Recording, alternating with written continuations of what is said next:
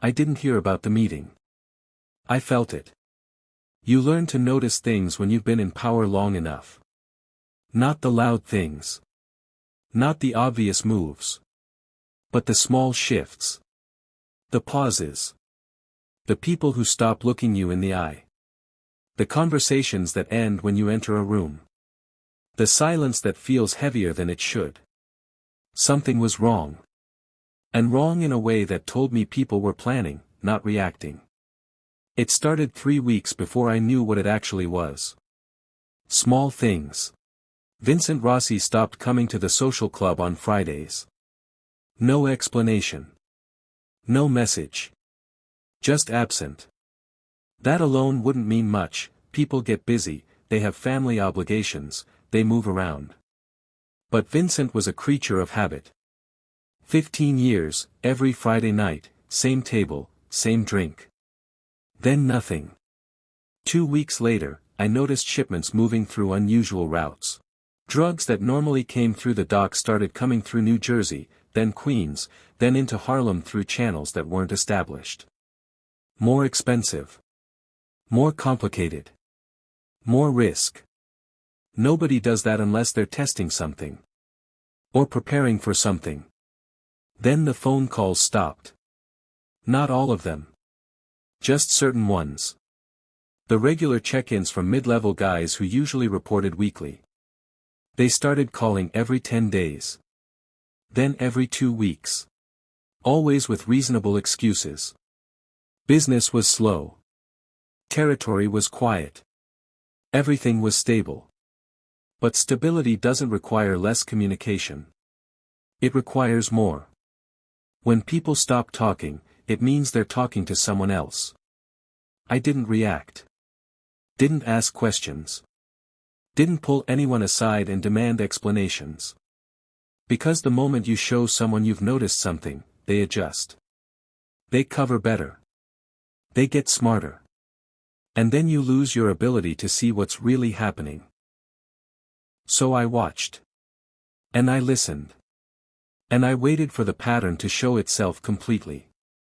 The breakthrough came from a driver. Not one of my people. Just a guy who moved laundry for restaurants in Little Italy.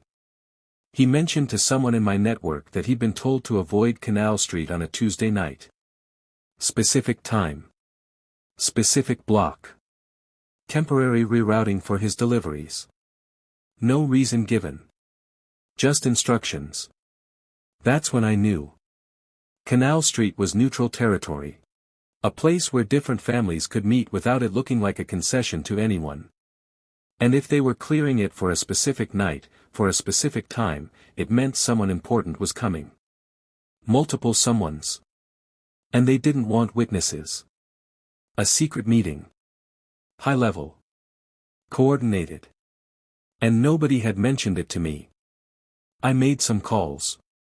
Quiet ones. To people who hear things they're not supposed to hear. What I learned confirmed what I already suspected. For families were sending representatives. Genovese.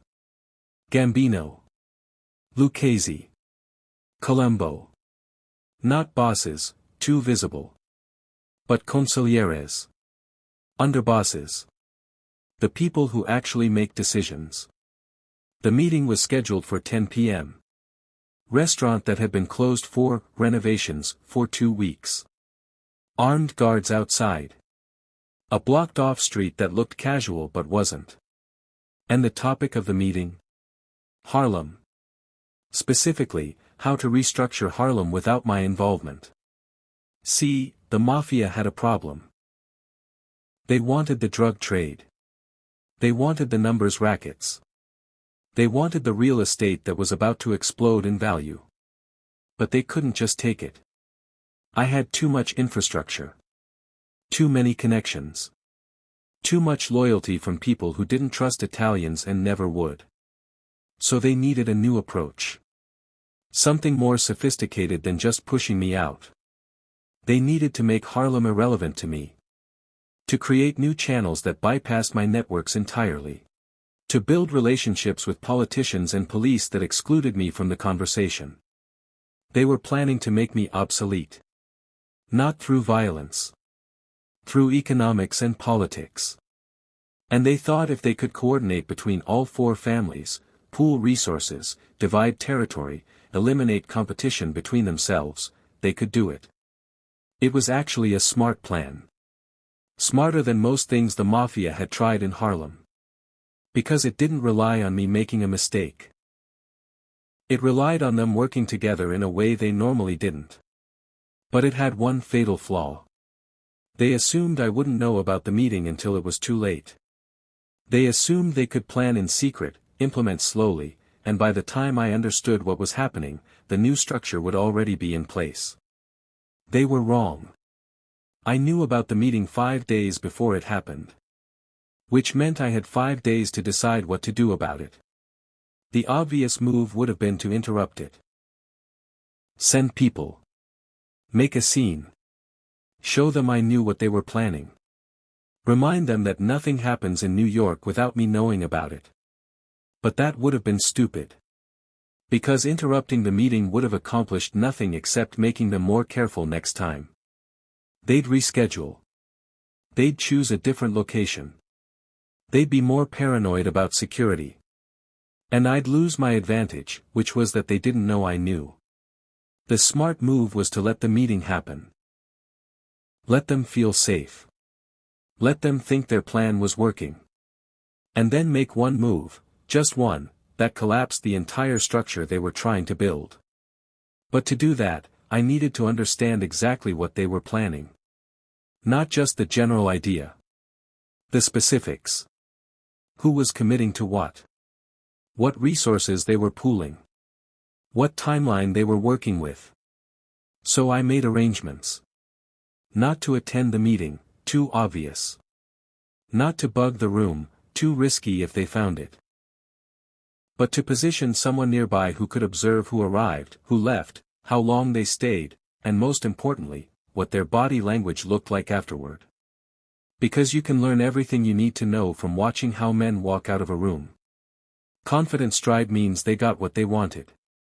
Hesitant steps mean they're uncertain. Quick departure means disagreement. Lingering conversation outside means they're still negotiating details. Tuesday night came. I was in Harlem, at my usual place, making sure I was visible. Making sure nobody could say I was sneaking around Little Italy. Establishing my alibi without making it look like an alibi. The meeting started at 10.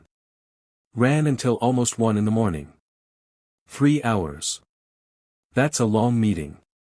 That means complicated negotiations. Multiple moving parts. Details being hammered out. My observer reported back at 2 a.m. 4 men arrived. 4 men left. They walked out together, stood outside for 20 minutes talking, then split into pairs. The body language was satisfied but cautious. They'd reached an agreement, but it wasn't unanimous. Someone had compromised. Someone had given up something they didn't want to give up. That was useful information. Over the next 2 days, I pieced together the structure of their plan through careful observation and strategic questions that didn't sound like questions. The Genovese family would handle importation from Europe. The Gambino family would manage distribution through the ports. The Lucchese family would control transportation through the city. The Colombo family would handle political relationships and law enforcement. Each family had a specific role. Each family got a specific percentage. And the key to making it work was that none of them could function without the others. It was designed to prevent anyone from breaking ranks, because breaking ranks meant losing access to the entire supply chain. Clever. Coordinated. I leaked to the Gambino family that the Genovese family was planning to double-cross them by bringing in a secondary European supplier that would bypass the agreed-upon distribution. I made sure the information came from a source the Gambinos trusted, through channels that made it look like someone inside the Genovese organization was warning them. At the same time, I leaked to the Genovese family that the Gambino family was already negotiating with independent distributors in New Jersey to create backup channels that would cut the Genovese family out of future profits. Neither piece of information was true. But both pieces were plausible. Because that's exactly the kind of thing these families would do to each other if they thought they could get away with it. The genius wasn't in the lie. It was in the timing. Both families received their information within hours of each other. And both families did exactly what I knew they'd do. They started investigating. Watching each other. Looking for signs of betrayal. And in looking for betrayal, they started behaving suspiciously. Which made the other family think the intelligence was accurate. Within a week, the Gambino family delayed a shipment without explaining why. The Genovese family interpreted that as confirmation they were being cut out. So they reached out to alternative distributors. Which the Gambino family discovered. Which confirmed their suspicion about the Genovese family's double-cross. And just like that, 2 of the 4 families were at odds. The Lucchese family noticed. Started asking questions. Started wondering if they were being cut out too. The Colombo family, which was supposed to be managing political relationships, suddenly found themselves trying to mediate a conflict they didn't understand. The whole structure started collapsing. Not because I attacked it. But because I introduced one small piece of false information into a system that was already fragile. Trust, once broken, is almost impossible to repair. Especially between people who have a history of betraying each other. The Mafia families had agreed to work together because it was profitable. But they didn't actually trust each other. They couldn't. Their entire history was built on competition, betrayal, and territorial warfare. I didn't create that distrust. It was already there. I just reminded them why it existed. By the 3rd week, the plan was dead. Not officially cancelled. Just, stalled. Shipments didn't move. Meetings didn't happen. The coordinated approach fell apart because nobody wanted to commit resources to something that might benefit their rivals more than themselves. And Harlem stayed exactly as it was. Under my control. Structured my way. Operating through my networks. The Mafia never knew what happened. They thought the plan failed because of internal politics. Because the families couldn't get along. Because coordination was too complicated. They blamed each other. Some relationships were permanently damaged. At least one underboss was demoted because his family thought he'd leaked information. Nobody suspected me. Because I never showed my hand. Never revealed that I knew about the meeting. Never confronted anyone. Never made threats. Just planted one seed of doubt and watched it grow into a forest of paranoia.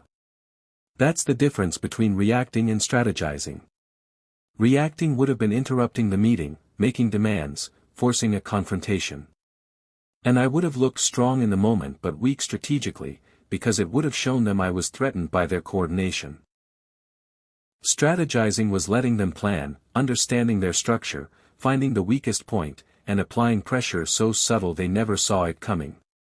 A few months later, I ran into one of the Genovese consiglieres at a boxing match. We made small talk. He mentioned, casually, that there had been some discussions about structural improvements in the city's operations, but that internal complications had prevented implementation. Shame, I said. Cooperation usually benefits everyone. He nodded. Only if everyone actually cooperates. True, I said. Trust is hard to build. Easy to lose. He looked at me for a moment. Something in his eyes said he was wondering. Not suspecting. Just wondering. But he didn't ask. And I didn't offer. We watched the fight. Had a drink afterward. Went our separate ways. And that was the end of the Mafia's coordinated restructuring plan for Harlem. Here's what I learned from that situation. What I need you to understand if you take nothing else from this story. Secrets are never truly hidden. They leave traces. Patterns. Behavioral changes. The absence of things that should be present. The presence of things that shouldn't be there. You don't find secrets by looking for them directly. You find them by noticing what's changed and asking why. Real power doesn't announce itself. It doesn't interrupt meetings or make public declarations. It moves in silence, through channels nobody's watching, in ways that look like coincidence or bad luck or internal politics.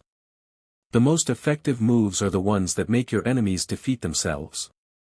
And the smartest battles are the ones your opponents never realize they're fighting until they've already lost.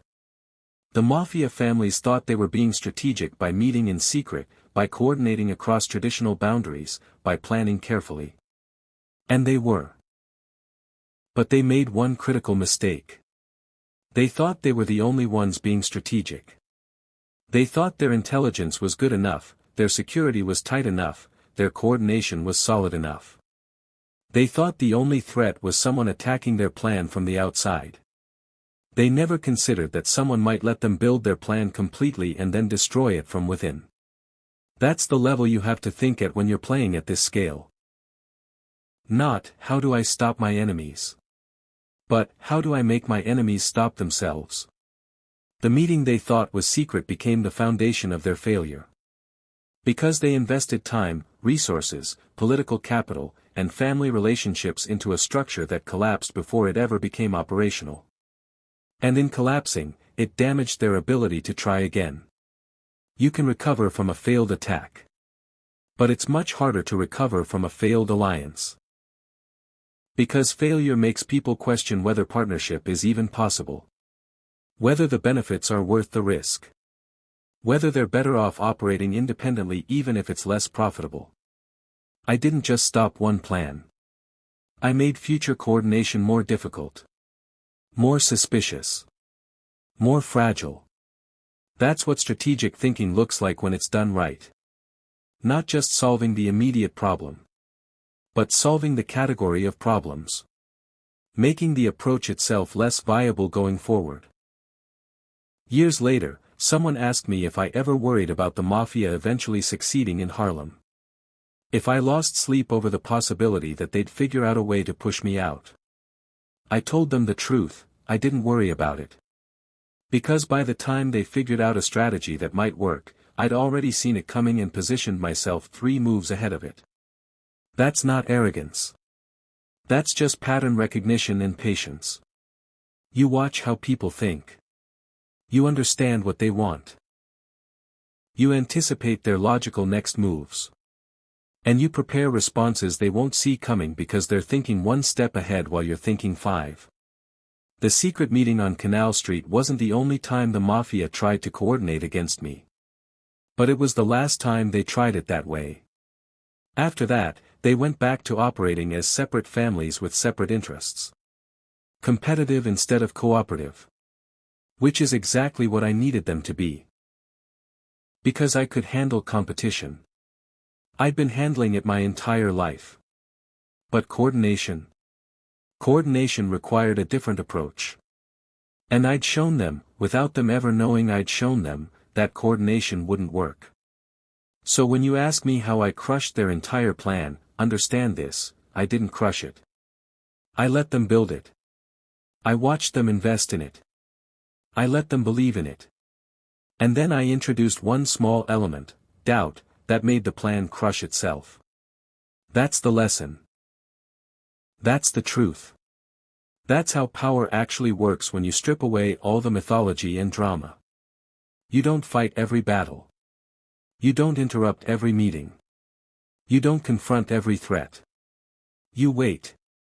You watch. You understand. And then you move once, precisely, in a way that makes everything else collapse without you ever raising your voice. The meeting they thought was secret. I knew about it before they finalized the location. The plan they thought was brilliant. I saw every weakness in it before they implemented a single step. The coordination they thought would change everything. I turned it into the reason they could never coordinate again. And I did it all without anyone knowing I'd done anything at all. That's real power. Quiet. Patient. Invisible until the moment it's too late to stop. And by then, you're not fighting anymore. You're just watching your enemies realize they've already lost.